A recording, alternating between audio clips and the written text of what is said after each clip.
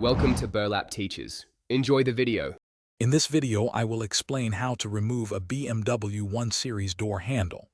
First, gather your tools, including a Torx screwdriver and some plastic trim removal tools. Make sure your car is safely parked and the windows are down, which provides better access. You'll need to locate and carefully remove a small plastic cover on the door's edge, usually near the lock mechanism, to reveal an important screw.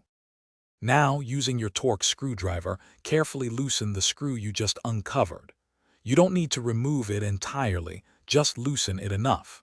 Once loosened, firmly pull the outer door handle outwards, as if you were opening the door.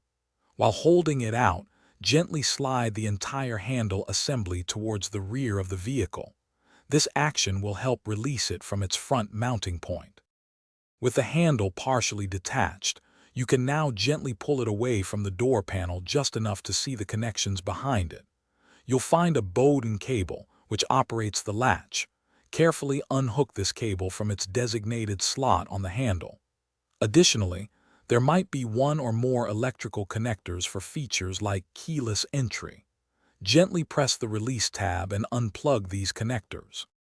Finally, with all cables and connectors detached, you can now carefully guide the entire door handle assembly completely out of its housing in the door. Take a moment to inspect the door cavity for any small clips or debris that might have come loose during the removal process.